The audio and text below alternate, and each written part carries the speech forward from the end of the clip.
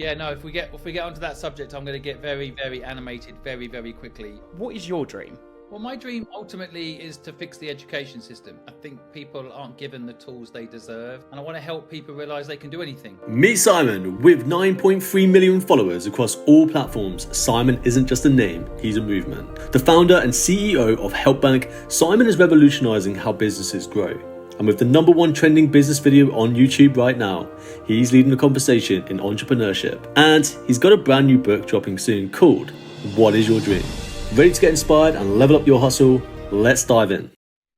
So welcome to the Perform Well podcast. Thank you very much for joining us today, Simon. We're going to be running through a bit of kind of background on yourself, and then obviously how health and well-being has been helping yourself, your business, and other people that you know improve their own lives.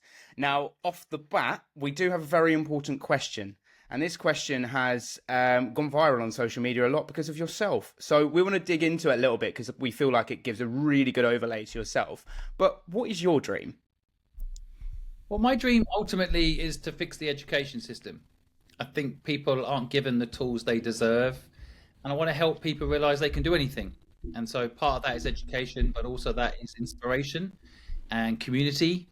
And so my dream is ultimately that people realize they can do anything, and then they're given the tools they need to do that anything. That's amazing. Honest, I've read on a couple of the little podcasts that you've done recently as well. You've spoken in depth with Mike Thurston, and you spoke on kind of the education system and fixing the education system. And I would love to say, from my perspective, massive fan, so's Nick, that whole perspective is so inspiring to a lot of us young entrepreneurs too, coming through the ranks. So we want to say a massive thank you on our parts for everything that you're doing, because it's absolutely incredible. So we do appreciate it. We really, really do. Thank you so much. I mean, obviously, you know, we've followed your story, and from what I believe as well, you were homeless at one point. Is that right? Yeah, I was not institutionally homeless, so I use the terminology carefully. I was homeless for 8 weeks. So and again, homelessness is a serious problem, and there are people that have been homeless for years. I was homeless for a short period of time before I found accommodation. But yeah, I was at 15 years old, I was homeless, and I saw things that a young person should never see. But I got out of it. I managed to start a business, which is why I love entrepreneurship so much. I managed to start a business and get out. But it's, my experience, I never want to go back to that situation, that's for sure. I mean, it is huge, isn't it? Sorry, Nick, but it is huge. I just want to interject very quickly. Like, it is huge in this country. We're obviously got a lot of people who do sleep outs in London, trying to kind of understand the whole metric of homelessness as well. I just wanted to interject that in there. Yeah, no, if we get onto that subject, I'm going to get very, very animated very, very quickly. There's 250,000 homeless people just in the UK alone. I think this is a human-created problem, and it all stems from home ownership and buy-to-rent property ownership. Of course, it's a very complex issue. I can't simplify it by just blaming the housing system, but certainly in this day and age, no one should be homeless. And if you go back and look at history, you know, if you were living in a tribe and you didn't have a tent to sleep in, someone would bring you in their tent. There was nobody who was homeless in tribes. So how have we become an advanced society, so-called, in inverted commas, for those that are listening to us on Spotify? You know, it's not right. It's not right. No human being should be living on the streets, freezing cold, pouring with rain. It should just not exist. And so in all these advances that we've had with mobile phones and internet, how the fuck have we gone backwards? Agreed. Yeah. Agreed completely. It's just madness, isn't it, when you think of the perspective of it? I mean, especially living in this country as well. Like, we're deemed to be a first world country, top 5 economy in the world, or maybe top 6 now, I believe.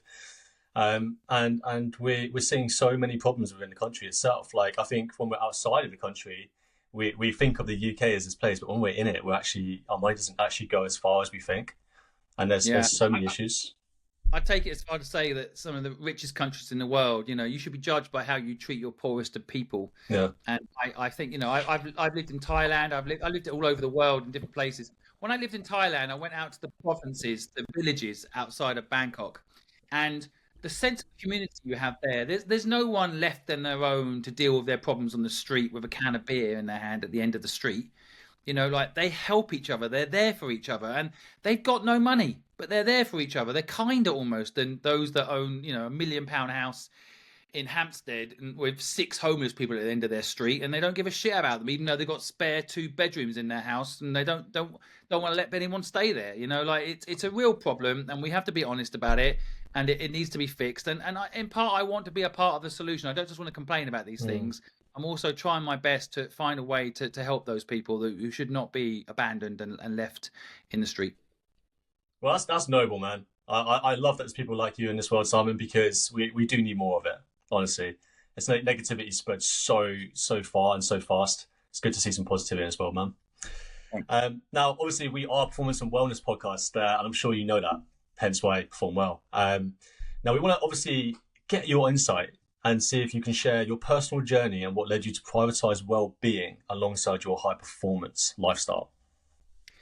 Yeah, so I know it's very trendy to talk about like successful people or high performance. I would say I'm high performance in business, and honestly, over the years, I'm always fighting to keep my fitness. I love my work so much. Sometimes it can overtake me, and I have to, you know, go back and like refill my own bucket, as it were. So I actually ran 10 kilometers this morning, and I absolutely loved it, but I almost couldn't do it because my son woke up and wanted me to make him breakfast. My dog needed a poo. Someone DM'd me needing some help with something, and you know I almost didn't do the run this morning. And so I've struggled with it my whole life. If I'm being honest, I absolutely love exercise, but life is busy, and I do struggle. And so I don't think I'm a high performance when it comes to looking after my health. I'm actually in good shape for my age. I feel pretty fit. I sleep well. I don't party. I don't drink alcohol. I've never done drugs. So I have certain things that I think, you know, play to my favor when it comes to naturally being healthy and fit. But I don't think I've always prioritized it, and certainly my work has always been my priority. And so I don't want to come on this podcast and pretend that I'm a high performance athlete when I'm certainly not. I've seen your photos, Simon. I don't know, man. You're hiding something. Well, I stamina wise, you know, like my filming days are often 18, 19, 20 hours long. That's and wild. I never feel tired, but I put it down to doing something with purpose, not really fitness. So I think you can do anything if you really feel a sense of like there's a reason to do it. And so I just never run out of energy if I'm doing something I love. And so that's kind of, you know, part of my personal belief that, you know, health and fitness comes from just having a purpose. And, you know, we used to get up in the morning and go hunting, right? You know, there's no fridges. So you get up and you go hunting and you enjoy the hunt, even if it's raining. And I think that's kind of how I live my life. It's interesting you say that as well, because do you think this kind of lack of purpose is contributing to so many people getting burnt out, getting stressed, and then genuinely just worrying about overall life? Yep, 100%. I have a lot of empathy for people, of course, who get overloaded and stuff. And I think there's some real reasons for that. You know, media, the news, the kind of the way the world is so broadcast in our faces. We all know exactly what's happening in every war. I mean, I remember during the pandemic, that we're not allowed to mention the name for some reason. You know, every single day was about how many people had died. I mean, like, what's the point in telling us that? What I think we need information that we can action. You know, telling us all these people died. Well, what are we supposed to do now then? And I think what I don't listen to the news. I keep up with current affairs, but that's different to listening to this bullshit clickbait crap.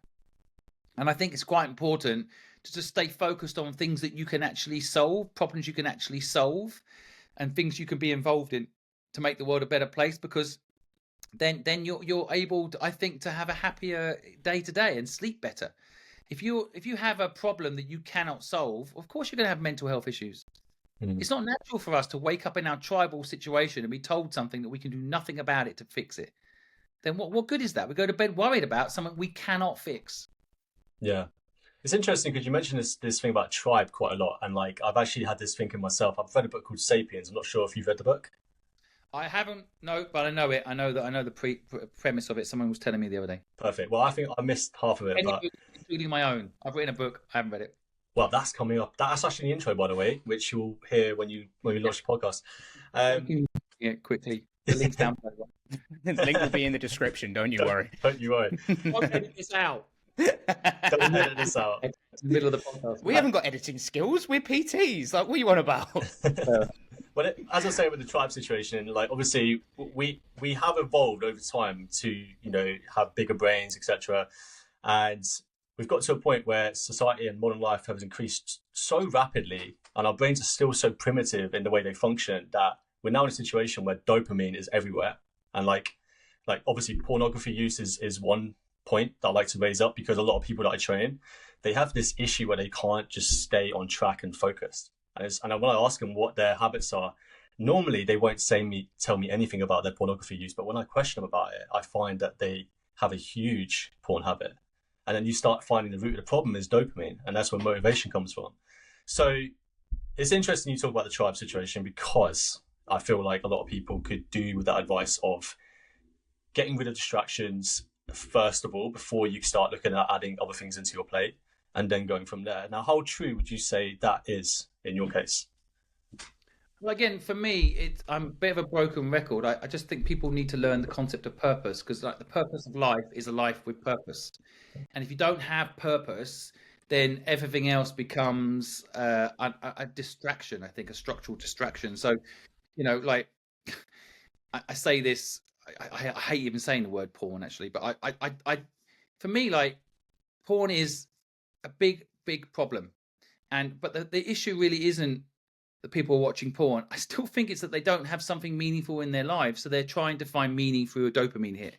It's the same on social media. Like I think social media is a drug, but I also think social media for social good is really powerful. Like, I use my platform to promote people's dreams, and we help people through social media, and I couldn't do it without social media. I can only help so many people myself every day. Without the social media system that I built with my team, we wouldn't be able to help all these people. But of course, equally, if I let it, social media can be a combination of porn and pointless information. And so I think we have to, just like the people around us, what we consume all needs to be focused around a purpose, around a reason to exist, whatever that may be. And so, yeah, I think it's time that people realized how important purpose was. I want it taught at schools. It's seen as a woo-woo thing. It's not. It's a human design thing. It's like, what are we good at? Let's do more of that. What are we bad at? Don't keep telling us to do more of what we're bad at. Schools always say, oh, he's getting a D in biology. Do more of that. No, don't do that. And so, you know, do what you enjoy doing, and combine it with not what will you do when you grow up, but what problem will you solve? So if you focus on what problem you're going to solve, then you find that you're doing what you love and you're focused on solving a problem, then all of these things, and let's call them social media drugs or porn or whatever, they become that no one wants to do it. I haven't got time for any of that stuff. I mean, I consume content that helps me do a better job, and I focus on my mission. And so I tend to cut out all this distraction. That's why I hate football, for example. You know, people are like, oh, everybody in England loves football. I love playing it. I love to play football with my friends. I love low league get together on a Saturday playing together, community. I bloody hate the Premier League and all of that stuff. I think it's the gladiators model, you know, like we've got all these problems. Let's stick this pointless battle between two teams on TV and get everyone worrying about that all weekend. You know, so they're not worrying about, like, you know, not making their ends meet, or the high tax bill, or the inefficiency in the train system, or the broken roads, because we're all worried about whether fucking Arsenal won a football match or not. I don't give a shit about those bunch of millionaires putting a white ball in the back of a net. And people get really, really upset about it, and they drink alcohol and they get violent. And for what? A fake tribalism. Does that mean, Simon, you're a rugby man? I am a rugby man. Yes, yes. Yes. I get very, very drunk and violent over cricket. That's what we're talking about, because they're not millionaires. I mean, generally, it's just like, look, if people enjoy it, that's fine. I just think, you know, everything is, you got to be a bit aware that some of these things that people put so much energy into bring them no value. And so, you know, am I really bothered whether, you know, the billionaire who owns Chelsea Football Club makes a load of money this week, or the millionaires playing football win this week? I don't care. And if they win or lose, it makes no difference to my life. It really makes no difference. And people just have to start thinking a bit more tribal, and they have to start thinking about putting their energies into things that make a difference in their communities, not in this pointless Premier League stuff. I'll tell you, go on, Nick. You go ahead. I just want to stay on this topic of tribal just one more time, right? And you talk about tribal again, and like obviously, if we're thinking about being tribal, social media is sort of a tribal thing in a lot of ways, because there's a lot of tribes that you can get access to that you wouldn't have like hundreds of years ago. For example, there are some obviously dark areas I'm not going to discuss, which you probably imagine. There's also positive groups where people from all types of backgrounds can get in touch with each other that wouldn't otherwise be able to. So do you reckon this separation of social media tribes is causing any conflict of issues with the way the society is running? Or do you think it's something else that's leading to the society kind of not trusting like an authority group such as the government, for example, if that makes sense? Yeah, but let's be careful we don't confuse tribalism with an algorithmic bubble. Okay. All right. Because I think I think tribalism, my opinion, is a positive terminology, right? What it says, if you're a fitness person, you want to be fit, then hang out with people that are into fitness, go to the gym, be healthy, motivate each other, inspire each other. That's positive tribalism, right? If, for example, and I see this a lot in particular in America, and I spent time in America, you're either a Trump supporter or you're not. And to me, that's often the network that they watch, right? Or the social media algorithm delivering stuff that reinforces their true or false belief system. And I think that tribalism is very dangerous. Where people have absolute belief, for example, that immigrants are bad, and they're listening to someone that's saying that, it's dangerous, because everything is nuanced. Nobody is right about everything.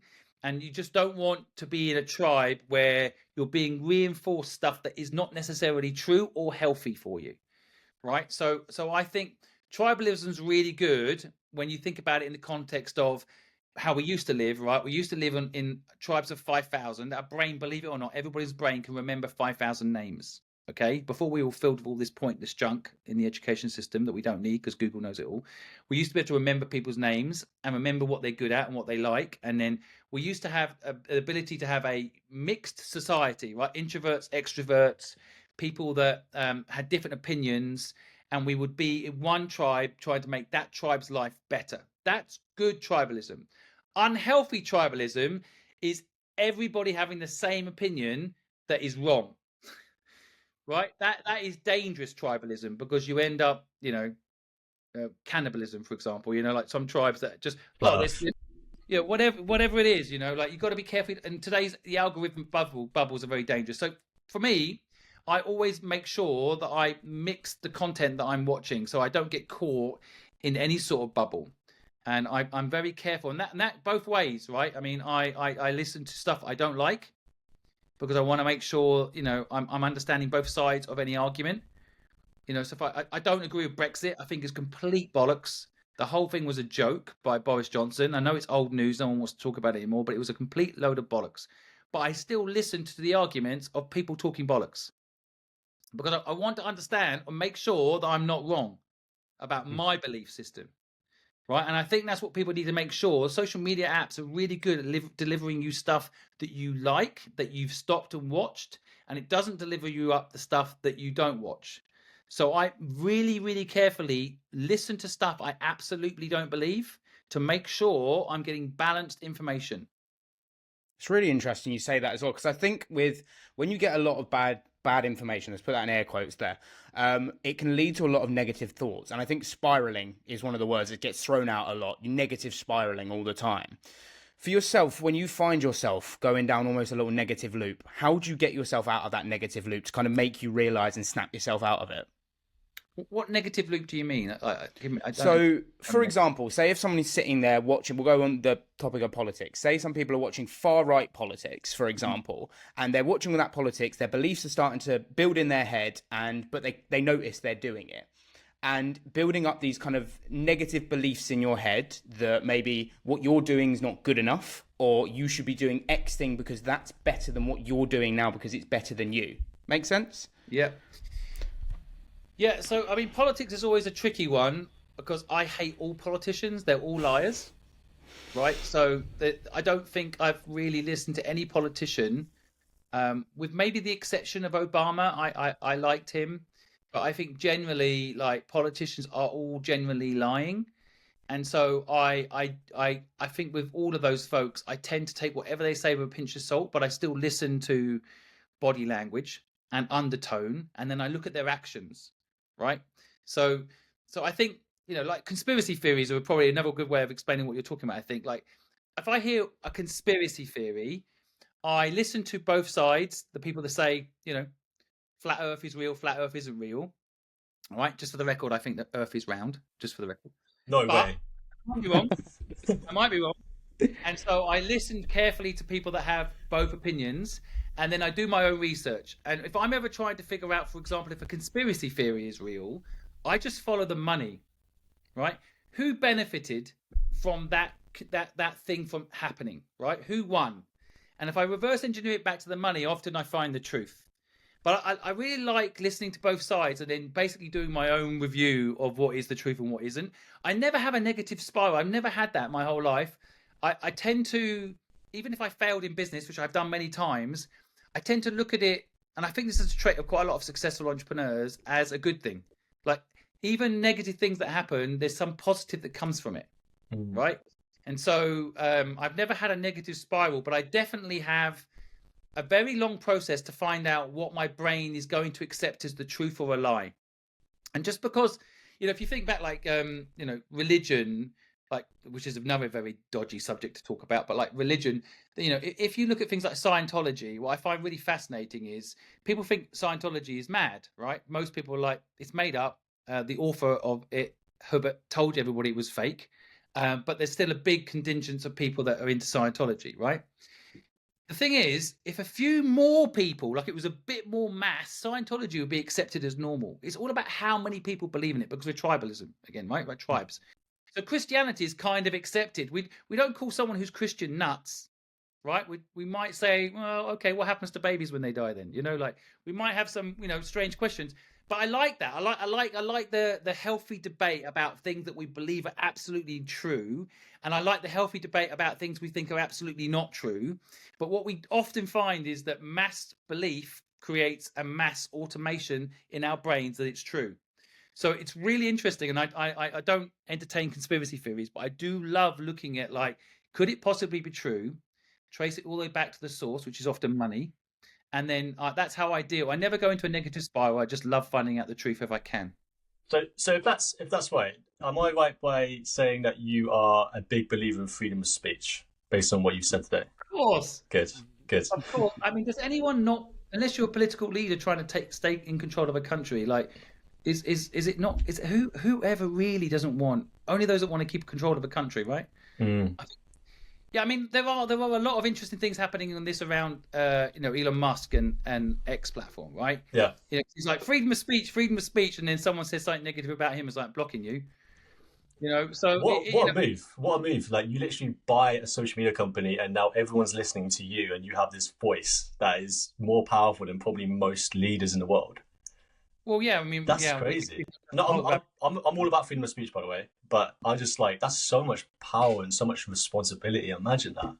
You say you're a fan of freedom of speech. See, this is what we genuinely believe is true, right? Because I lived in China for a while, and I've lived in places where free speech is restricted, and you'd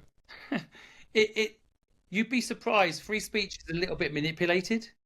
So if there was a thing recently where someone protested against the king when he was coronated, right? Someone said, he's not my king, right? And they were arrested. That's wrong. That's wrong, right? But then again, that person was causing a disruption in the street, and it was a big happy day, and So where do you join the line on freedom of speech, right? What and what's the truth and what's a lie? What's slander and what's just letting people know? I think yeah, no, this is actually a very interesting topic. Like, to answer that question would be difficult without putting myself into a loophole where we'd be on this conversation for about half an hour. But generally, like, you should be allowed to say the things you want to say, but there are repercussions for what you say. there should be some kind of Why accountability. those discussions are. Well, it depends on what you say, isn't it? It depends on what you say and who you say it to and who's offended by it. But Isn't he offended by everything now? that's the problem. That's the problem. Like, this is where I kind of think Be of, offended by this conversation just after talking about it. Someone's going to be offended. mate, this could get cancelled. Do you know what I mean? That's my next experience. That'll be the being thumbnail of cancelled this podcast. It'll be Simon Squibb's face Simon cancelled. Cancelled. Yeah. Great. Why not make it now? Everyone else does. Hey, Apologies for interrupting the podcast. We know you're getting fully engrossed into this episode, and we really appreciate you stopping on the video on YouTube or on Spotify if you found us through one of the search pages. Make sure to leave a review and a subscription if you haven't already. But we just wanted to interject a point here that me and Nick have 15 years of coaching experience between us, and it's only getting better as we've got better guests on the podcast. The only way we can do that, though, is with the growth of our program that we've just released. We've got a 12-month Perform Well program, which has just dropped, and we'd love you guys to get involved in it. If you want to know more details, make sure to head to the description, as we've got our website in there, which can give you a full overlay of the program. We're looking to help career-driven professionals, entrepreneurs, small business owners, and anyone dominate their life by improving their lifestyle. Me and Nick like to claim ourselves as experts in this area, and if you want to check out some of our other transformations, I'm sure you do. We've got some amazing people who have performed so well off the back of this program. Have a cracking day, and we really appreciate your time. Let's get back to the podcast. But all right, so burnout and stress. We're talking about obviously a lot of things about, there's a lot of things going on in the world. Do you believe in burnout, first of all? Do I believe in burnout? Yes, I do. I believe that some people burn themselves out. We're all different. Some people have different levels of stress. Again, I see it all about an energy thing. Yeah. People that are doing something they don't love, I just think they're more likely to burn out than people doing something they love. People that are doing something they don't love will burn out quicker than those that are doing something they do love. Love it. I think energy, I can do accounts, right? But my energy to do it is intensely higher than if I'm talking to you guys. I get energy talking to you guys because I think this is knowledge that might help people, and I like you guys and I enjoy it. I'll come away from this call happy, energized. If I'm sitting doing my accounts, I'll same amount of time, my energy level will be seriously depleted. I can do it, and I think that's where a lot of burnout happens. Not all burnout. Some burnout is they're eating the wrong thing. It's a chemical issue, a medical issue, a lack of vitamin D. There's lots of reasons, right? But I think 90% of burnout is linked to the lack of doing what you actually enjoy doing. So if you can just do what you enjoy doing and mix it with a good diet, exercise, the things we know are good for humans, then I think the amount of people being burnt out would be reduced. But I have to keep an eye on myself because there's thousands of people that DM me every week that want help, and I can't help everybody, and I get quite stressed about it. And I realize I'm letting a lot of people down. That's why I'm building HelpBnk.com and other platforms, trying to find ways to help people beyond me. But if I let it, I will be up till 4 a.m. every day trying to apply to all those messages, and I will burn out because I'm not sleeping. I won't be eating properly, and I'll burn out. It's just normal. Everybody would, right? So I think if you're working 2 jobs just to pay your rent and electricity bill and you're not enjoying the work, you're going to burn out. So perfect. That's a good answer, because obviously this leads on to the next question. That is, because you're an entrepreneur yourself, a serial entrepreneur, that is. What would your advice be to an entrepreneur that is in that stage where they're building their business? They're at the stage where they haven't made enough money to seriously get a team in place. They're still struggling end to end. They're in the building phase, and they aren't able to look after their health and well-being so much because they're so focused on every aspect of their business, like accounts, things they don't enjoy doing. What do you say to them? Because they're trying to build a dream that is something that they love to do, but they've got all these things they have to do and they can't pay someone to do them. Now, what would we for a friend? HelpBnk. HelpBnk. I wonder who that is, Simon. Yeah, is this you? I think, look, I mean, each case is different. And when people ask general questions like this, I think my general answer is you've got running a big business is easier than running a small business. See, a lot of people's minds are running a small business is easier than running a big business. If you believe that, you're wrong. Your brain has told you a lie. Through society, we're told this. So the aim of the game should be to get a business to a stage where it doesn't rely on you. Because if it's always relying on you, it's just like having a job. If you stop working, the money stops coming in.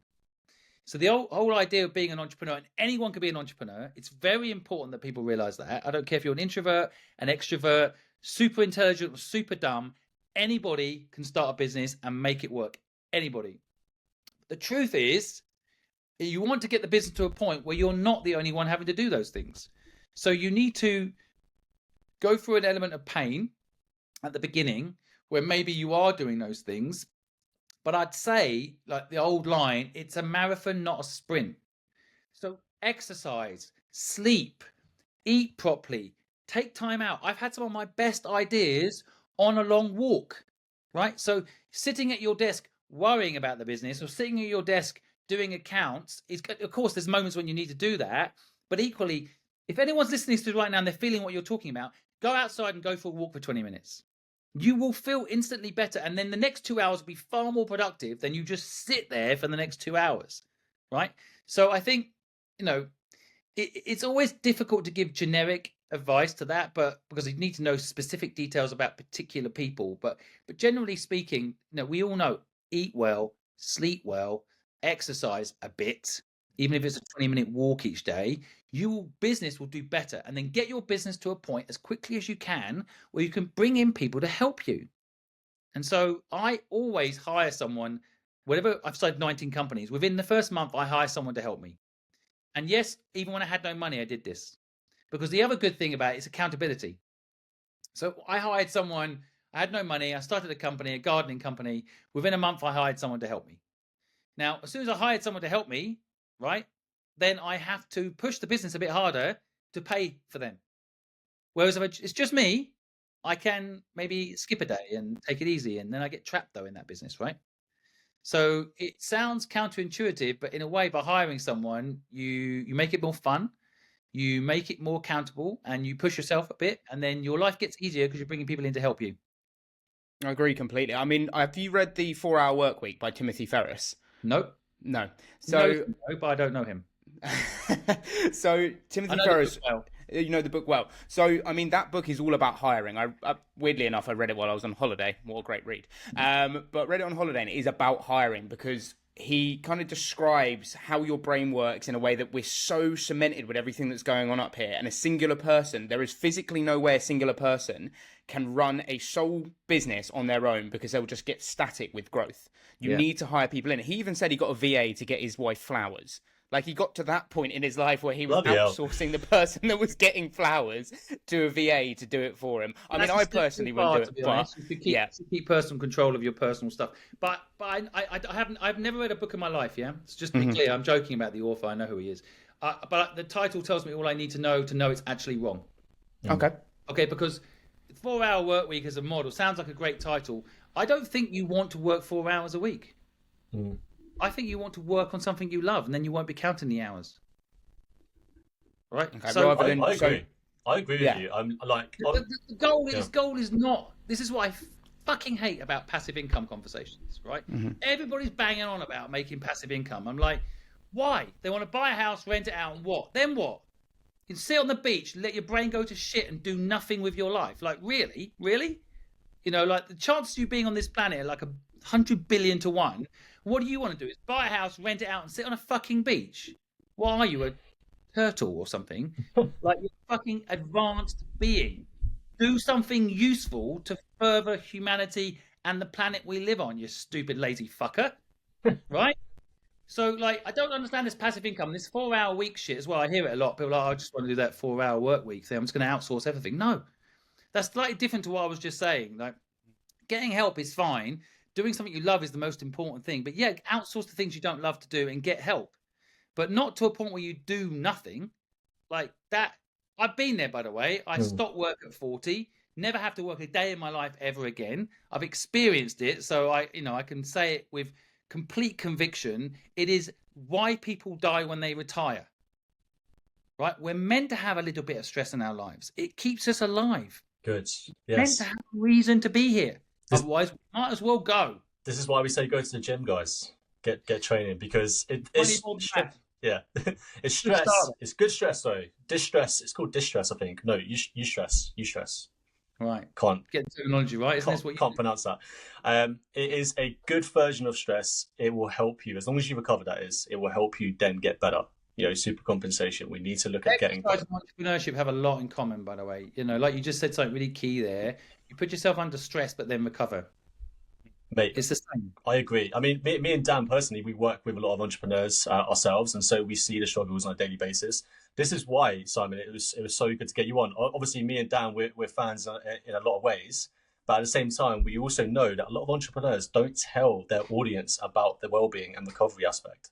They always say hustle. They're telling about strategies. They never say anything about just looking after their health and recovery. Because if you break down and you overwhelm yourself and you've got no backup, you're screwed. Like we need to address this element because health is one of the three of what I call health, wealth, and social relationships. You need to have health. It is a pillar. You never see someone in their hospital bed on the last days of their life saying anything other than I want to be healthy and back on my feet. And it sucks. It makes me upset to see it. So this is why we want you on today, Simon, because we want people to hear you tell them. People on their deathbed, by the way, actually, ironically, there was a whole thing done by Stanford. They don't actually talk about their health, Really? although they should.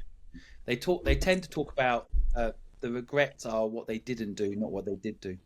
People regret not trying to start that business or trying that idea or telling that person who they love that they love them. Like people regret what they don't do. And exercise should be part of that because it gives them enough time to stay healthy, to do the things that they want to do. Right. So, yeah, anyway, agree with you. I think there's a lot of inspiration and base as well when it comes to, like, as you say, for purpose and driving forces of people. Simon, did you have like an inspiration kind of growing up which led you along the path you are on now? So inspiration is probably twofold for me. One is the bad luck I had when I was younger.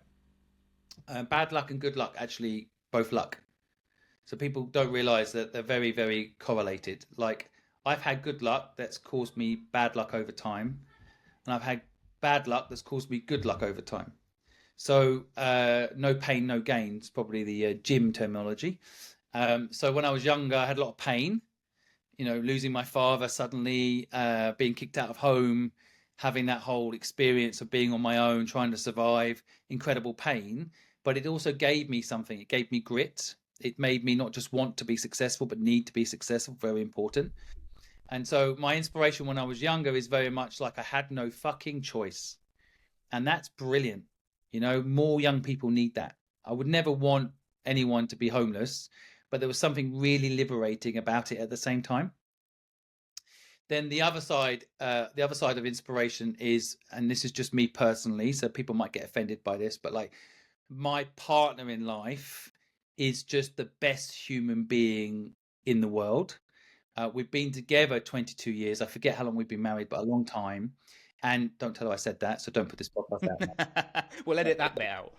The point I'm making is that, I met my wife when I was, still developing my business career. And she's just the best human being, and she's made me better in every way. I think I'm a kinder person, a nicer person.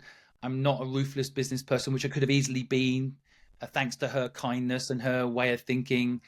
I'm sure I've given her something too. I just don't know what it is, but she's definitely, been my inspiration because she's always wanting to do the right thing and always wanting to help people. And I come from quite a selfish family. I've got 3 brothers, we're all quite selfish assholes. And I just think I have a partner that really cares about people, and that's rubbed off on me. And, I always tell people like, the best deal you'll ever do will have no contract. You just shake hands with someone, and that's what happened when I met my partner. She's just made me a better person. And I feel even today, after all these years together, inspired by her. And I want to do the right thing always because she's taught me that's the way to live. And I feel good when I do it. But I don't think I'd necessarily know all those things unless I'd met her. So, yeah. I think we'll definitely keep that in, and we'll link this up to her. I'm sure she'll love to hear that. She's too busy. She doesn't listen to any of this stuff. Really? Okay. But I can try to force her to. But she doesn't think I like her that way. If you actually asked her right now, she doesn't. She's never. Every single podcast I say this about her. She never listens Really? She just know how much I love her, even though I tell her all the time. 22 years. What's the secret? What's the secret? I was going to say something. I was expecting something insightful. What is the secret? You've got to. You know, people say people don't change, right? You know that the whole thing. Oh, people don't change. They do change. You've got to change together. You've got to like have different stages in life. Like I've got 3 brothers. They've all had a divorce of some sort. some falling out with partners and stuff. I think, you know, they didn't change together in sync. So, you know, I think me and my partner are very different. She's an introvert, I'm an extrovert. I think that's quite good, you know. But we kind of complement each other, you know. Like it's. But I think we've changed together. So I met her when I lived in Hong Kong, and now we live back in the UK. You know, we both decided to move back to the UK. If she wanted to stay in Asia or I wanted to stay in Asia, which we did have that conversation because I like Asia, you know, like have to kind of move with each other in different stages in your life and change with each other. And so yeah, next week we'll be divorced. You'll have to edit all this out and get, you know, you have always got to keep working on it as well, because there is, I think a lot of people don't understand how much value there is in a very long, deep relationship. A lot of people hear about, you know, divorce and, you know, fancy new boyfriend, girlfriend, whatever, right? But there's something really, really special in a deep, deep relationship that I just can't explain to people, but it's so important to work on it, because we always think the grass is greener on the other side, right? It's a bit like changing your job. You always think something better, right? And I think partners are the same, especially with social media, with all the different options people have got now with swipe left and swipe right. But there's something really, really amazing about just being there for each other, helping each other as you change, supporting each other in each stage of life. But I think you've got to have the same moral code alignment. So what I think should happen is when you sit down with someone, you should check the moral code. You've got to have the same moral code. And so I think combining being different with the same moral code alongside, you know, working with each other as you change, that's the key.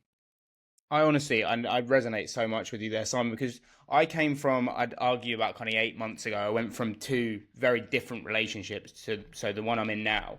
And I don't think you notice it until you step outside of the relationship, how much, I know the whole saying years and years ago, opposites do attract to a degree. That's something that I agree with. But there is almost that polarity that as soon as you drift too far away from someone, that you aren't growing together, it creates linearity where you just continue to grow apart and you just don't have that synergy. And like my new partner nowadays, we're growing together and I can feel it, because she's even asking about the things that I do of an evening. Like mentally, she wants me to develop my personal self. She wants to see me progress every single day. She wants to know the things I'm doing are helping me and making me feel better, rather than just doing things for the sake of making her feel better. And I think that's such an important energy that a lot of people don't have when it comes to their partners. Some people, I hate to say it, but I think there's a lot of people out there that are just with people for convenience, rather than seeing that energy and that growth and the side of a relationship that should be there, which is kind of this overwhelming feeling inside you that no matter when you see that person, you know you're going to go up the step up the rung of the ladder every time you work on something. Completely agree. And I just don't think it's actually promoted enough. Yeah. That a good relationship, you know, and work on your relationship, just how rewarding it can be. There's too much noise about divorce, problems in relationships, you know, stay single, there's too many choices now.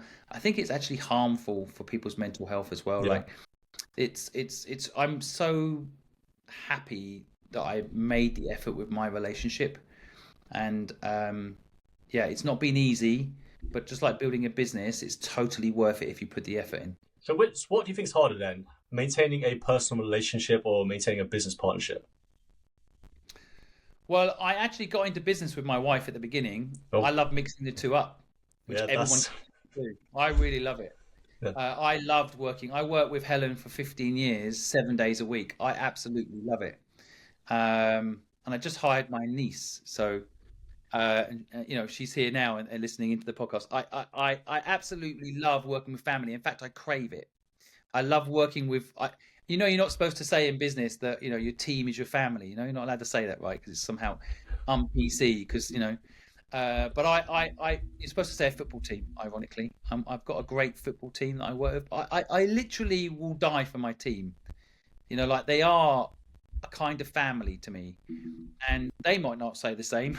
To ask them, but I don't know. I really like that sense of like the SAS, you know, the kind of like, we're in it together, we'll die on the battlefield together, let's go, you know. And I really like that feeling that we're kind of, but you only can do it truly, honestly, if you have purpose. And I think what you were just saying there, Dan, about your partner, your purpose is to help each other, right? The purpose, hopefully, even what you're doing here, is to help other people too. And so if you could be united in that purpose, like my wife right now, she's not working. She used to work with me. She's not working now. She's looking after our son. We homeschool him. She works so hard to give me the time to do what I really love, right? And don't get me wrong, I think she loves homeschooling our son, but she's not necessarily right now having the best life, right? So she's right now making sacrifices for me. In the past, I've made sacrifices for her. In the future, I'll make sacrifices for her. And I think that's also part of it, right? When you go to battle together, you know, one person commits to going into the middle and maybe getting killed first. You know, like it's about sacrifices to help each other, and not being selfish, which I think is the answer to all our problems, by the way, as a race. If we stop being selfish and start, you know, helping each other, I think we can solve so many problems. But I think in relationships in particular, the best partnerships are ones where I am thinking about how can I make my wife's life better? And she's always thinking about how can she make my life better? Right now, she's winning, making my life better. I'm trying to do my bit. I love that, because I look at your hoodie and it says "Give without take," and Tony Robbins always said that the secret of living is giving. So there's an alignment between you and what Tony Robbins seems to speak about when he's saying that you should just give. He copied you, of course. He copied me. Doing any pyramid selling, so I don't know. No, yeah, but obviously that is very hard to do when you're in a dark place. I've found, like, you know, well, if you want to get out of a dark place, start helping other people. I totally agree. I think sometimes we get so inwardly focused. You know, I said this recently on my TED talk, so I don't want to repeat myself, but like, you know, we got so focused on a transactional world. We've got so, like, give and take is the normal line. We're so used to it. Like, I'll help you, Nick and Dan. I'll come on your podcast. You pay me some money and you promote me. I'll come on your podcast. You know, like, but what if I just come on your podcast? You don't pay me, as I am not on here being paid today, right? And I'll promote the shit out of your podcast because I've got 9 million followers and I can, right?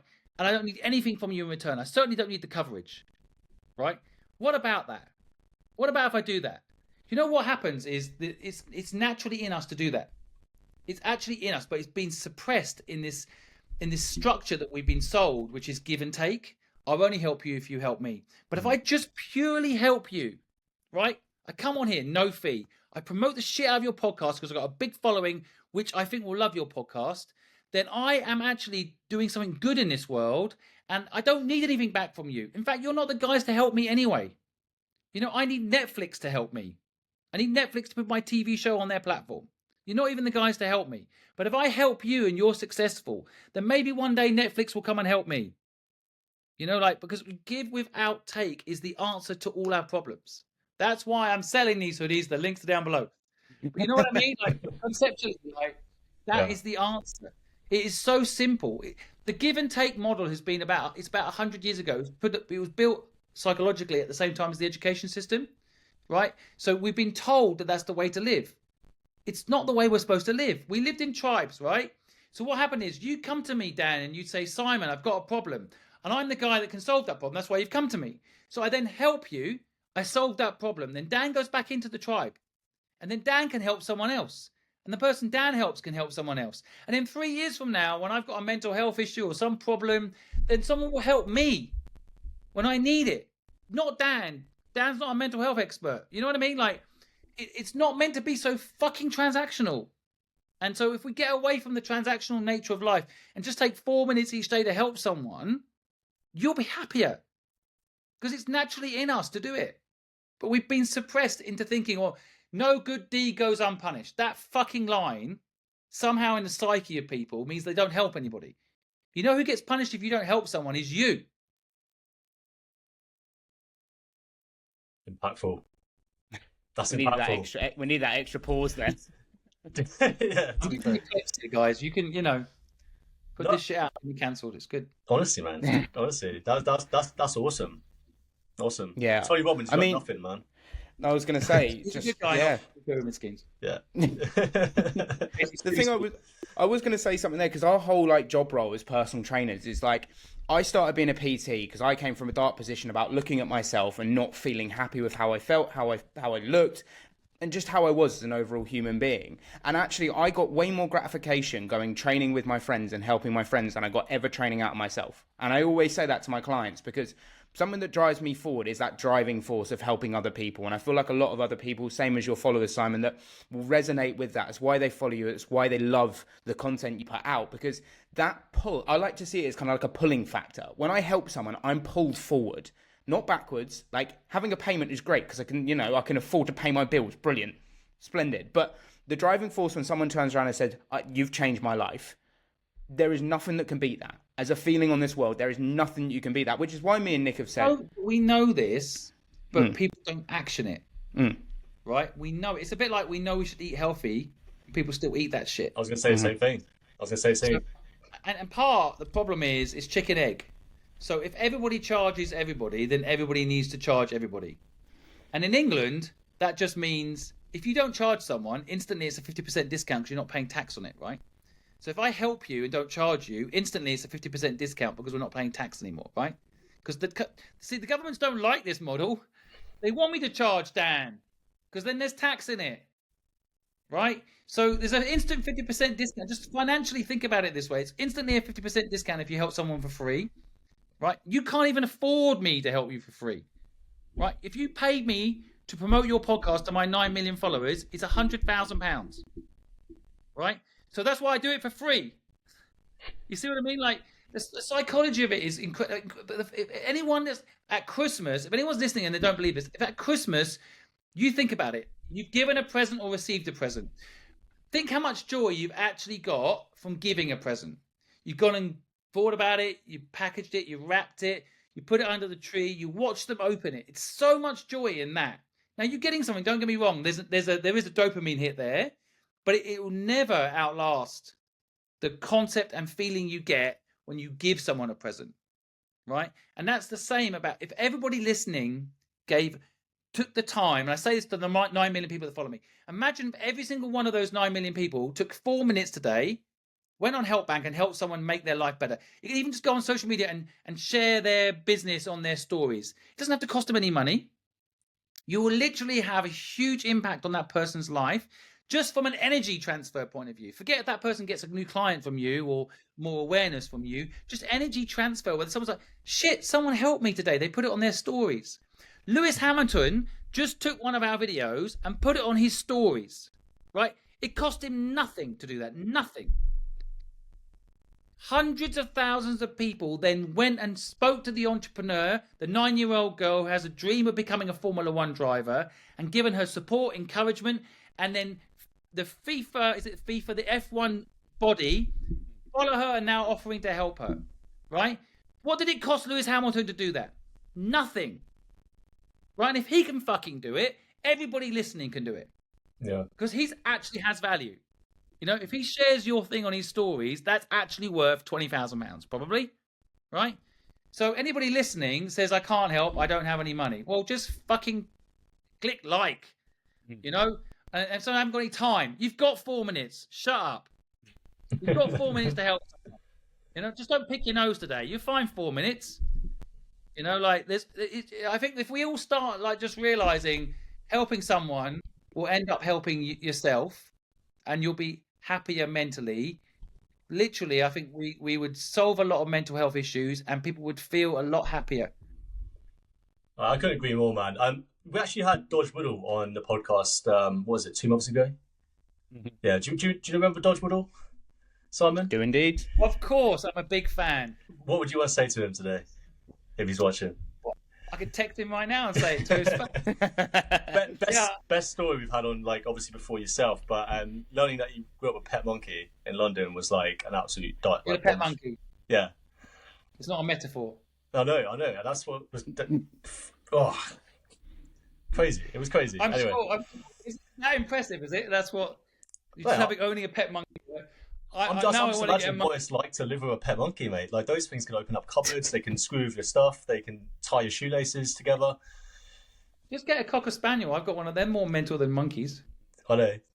I've got a working Cocker Spaniel puppy. I got her 3 months ago. Like, a monkey can't be worse. I completely agree, because I used to have one, so I know exactly what you're going through right now. That dog gets up at 7 a.m. and wants to go to work, man. I mean, a monkey gets up and just wants a banana. I reckon my Cocker Spaniel is more interesting than his pet monkey. But this isn't a competition between me and Dodge. What's the point of this? We'll get a boxing match, charity boxing match. Let's get that sorted. They seem to be popular these days. That's a big thing nowadays. But you have to give each other something instead. Just keep giving until one of you gives up. What, instead of, you want me and Dodge to have a boxing match? Is that what you're talking about? No, but you wouldn't be able to fight, would you? Because that's taking. Well, no, let's see an answer. Sorry? Dodge will kick the shit out of me in a boxing match anyway. The guy's stacked. I just stand there and take the punches. He is I'll stacked. try and talk him out. I'm going to be able to out-talk him. No. There we go. We'll have that. That's what we can do next. You can have a TED Talk against each other, like a TED Talk off. Yeah. Yeah, you could do it. Most views wins what, though? Who can go out in public, film it, and give the most to people? Definitely me. Yeah. I'm 5 years ahead of him already. You have to do a lot of catching You're professional. You're a professional athlete. Yeah. In that field. Oh, yeah. I reckon he'd still... I don't know if I might beat him in running, but, I mean, other than... He's pretty stacked. Mm-hmm. Now everyone wants to meet Dodge. Go listen to his episode. Yeah. A few episodes back. Can't remember which one it was. Yeah. Well, Simon, mate, honestly, we do like to keep these podcasts just under an hour for all of our audience to listen to. But mate, it's been a privilege. It's been amazing. It's been a while, yeah, it's been amazing. It's not every day. No worries. You guys too, and glad you're trying to help people be fit and look after themselves. Before we leave, obviously, trying to do the best we can. Dan, do your thing, mate. Yeah, you are the guy. Yeah, so we normally wrap up. So Simon, we do want to wrap up on a little bit of kind of an insider. If you were a fly on the wall in your younger life, what is one piece of advice you would give your younger self? I do love this one. If I was a fly on the wall, I'd say watch out for that newspaper. But give that advice to my younger self. Fucking think big. Just think big. As you know, you got to think. Why not think big? You know, just believe in yourself more. Go for it. Think about purpose. You might not find it instantly, but like think about purpose. Think about doing something you love. And you know, when I was 15, I had to do gardening. I didn't particularly love it, and it took me a long time to realize that, you know, the word work is a really positive word, really, really exciting word, and somehow it'd be doled down into this thing you have to do. And so I'd probably say get ready to work and enjoy it, and like think big, have a purpose, and kind of be a better person. Spot on. So Simon, we do wrap up here, and we do plug our guests. So we have got many things to plug for yourself, but what are some key things you'd like to plug to the guys that are watching the podcast now, and obviously the guys you've got viewing live at this point in time? They've left. They're not here anymore. Sorry. We'd now like to tell you something. Everyone's left. How else do we describe it? Give something? We give something. Well, I mean, if I was to ask one thing of the audience, it would be go on HelpBnk.com and help someone 4 minutes every day. Just go on there, ask a question if you have a problem, but also go on there and just try to help some people and make a difference. If you want to buy my hoodies, I'm sure we'll have a link down below. All the profit we get from these hoodies we're giving away. And you can go buy my book, What's Your Dream, on pre-order. The link's down below. All the proceeds from that we're also giving away to fund people's dreams and build infrastructure to help people for free do what they love. But maybe I should also just say, you know, if you don't want to buy my hoodies, book, or help and HelpBnk, at least share this fucking podcast and help out these two losers. We appreciate that. But thank you very much for joining us today, guys, and thank you guys for listening and watching as well. We appreciate you at all times. Please make sure to leave us a like to try and get this out to more people. The more likes we get, the more people we can help. So just try and get that out as much as we can. It's on Spotify, it's on YouTube, and we'll catch you guys later.